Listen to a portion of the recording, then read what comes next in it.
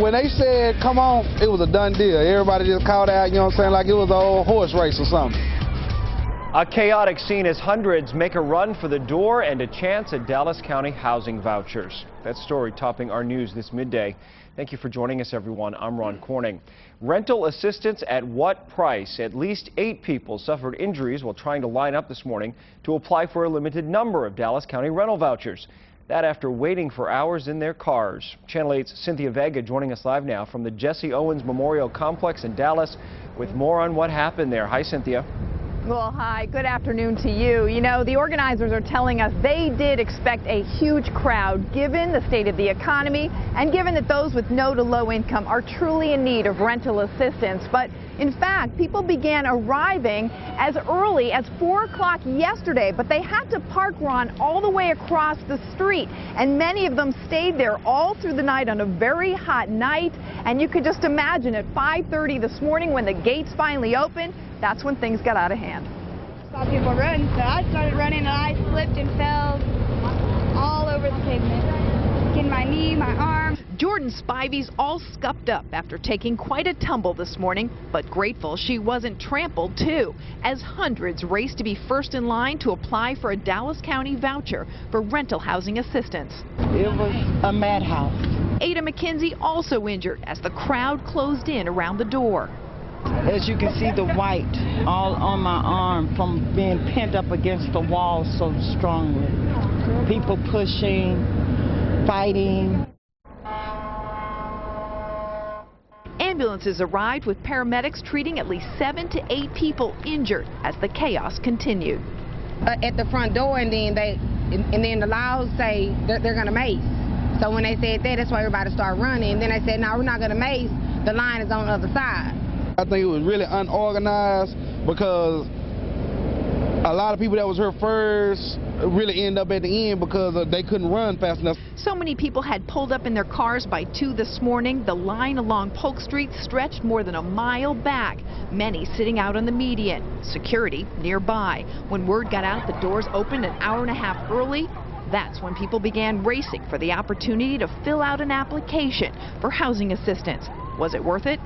I hope so. I mean, I'm a student working 3 jobs, so I would definitely, need help with my rent so I don't have to work as much and focus on school. As many as 15,000 people are expected to show up here to apply for rental assistance throughout the day. And to give you some idea of what's available, Dallas County has 3,800 vouchers, and only 100 are available right now. The rest will be freed up over the next few years as people come off that rental assistance, and these people right now, if they qualify, will then get that rental assistance. But for those who were parked across the street last night, they want to know, why couldn't they use this parking lot? It didn't open up until 6 o'clock this morning. Well, organizers say they were not supposed to show up that early. Reporting live here in Dallas, I'm Cynthia Vega, Channel 8 News. Cynthia, thank you for that. And still the question remains this midday, why did organizers also not plan for this number of people and have more security in place to keep the crowds under control?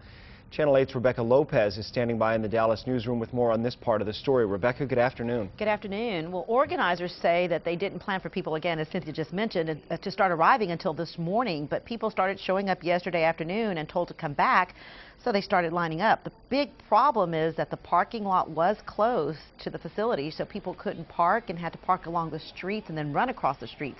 Today, the Dallas County Sheriff's Office says that they planned for this event and that Dallas Police, though, should have had patrol officers out there directing traffic. But according to DPD, they weren't notified that there was a problem until after 6 this morning. They did send out some officers, but were told the county had it under control. There is no perfect way. We feel like with the Dallas Sheriff Department, DISD Security, and Dallas County Security, we have managed the situation very well. Of course, you're going to have people break line, you're going to have people running. That's to be expected. DPD is used to large crowds like the Mavs parade. DPD says they could have controlled these crowds better if they'd known and had been included in on the planning. I talked to high-ranking officers who say that they weren't informed, so they didn't have a plan in place. They could have had their response teams ready, extra patrol officers, barricades. The county and DISD, though, were in charge of the security. We'll have more on what went wrong in our later newscast. Reporting live from the newsroom, Rebecca Lopez, Channel 8 News. All right, thank you for that, Rebecca. And even though there was a lot of confusion this morning, once applicants got inside, the process was a lot easier. Anyone who wanted to apply for a Section 8 housing voucher had to fill out a one-page form in person through Dallas County Health and Human Services. Health officials had to process 4,000 to 5,000 people just this morning, but they say they only had about 3,800 vouchers over the next few years. Just filling out that form doesn't mean applicants will get help with their rent, but first and foremost, they must be eligible. This process is a real user-friendly process. It's a one-page application. They'll come in, fill out the application. We will call them back, do a thorough background check for income eligibility, and it may be 2 to 4 years before they actually receive a voucher. County health officials say they will keep their doors open until 5 today for anyone who wants to apply for the housing voucher. Remember, the only way to apply is in person. Thousands of people are expected at today's rental assistance event. We will have continuing coverage throughout the day on News 8 and on WFAA.com.